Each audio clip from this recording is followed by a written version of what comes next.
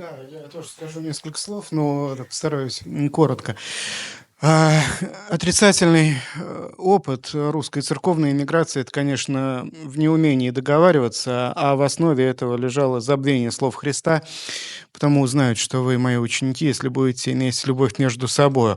И видим мы по этим разделениям на зарубежную церковь, на западноевропейский экзархат, североамериканскую митрополию, вот именно отсутствие этой любви. Это либо цепляние за канон, вот мы правы, каноничность на нашей стороне, а все остальные должны признать неправоту и нам поклониться и унизиться, да, либо вот это действительно ересь консерватизма, который говорит Лев Львович Ридельсон. Да, вот это вот две проблемы, которые, ну, в общем-то, и раскололи русскую эмиграцию по церковному принципу, и которые при этом еще и привели к ее маргинализации, вот к этой самоизоляции, а следствием этого уже становились и там всевозможные полусектантские и сектантские движения, в том числе и в православии.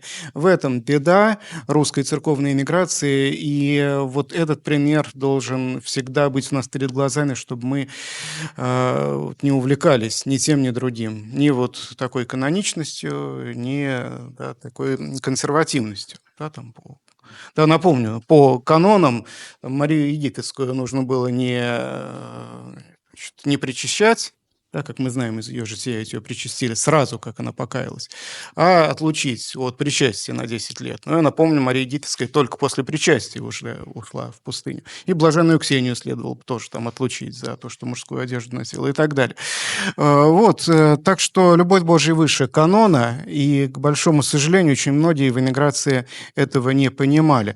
Но хотелось бы все-таки сказать больше о положительном опыте, чтобы не заканчивать на такой печальной ноте, что эмиграция показала и то, что не нужно унывать, и всегда нужно бороться и стоять на своих идеалах.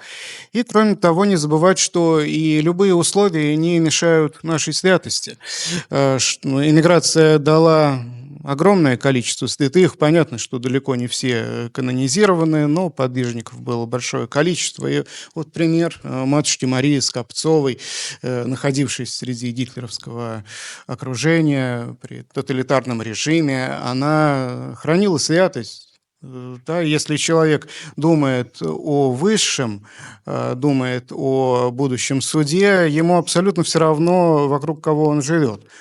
Как пишет святой Симеон Новый Богослов, чувствует себя как гигант среди обезьянок. Вот, наверное, матушка Мария была таким гигантом среди обезьянок. Вот, ну и на будущее тоже, я думаю, это должно быть востребовано, всем нам пригодится.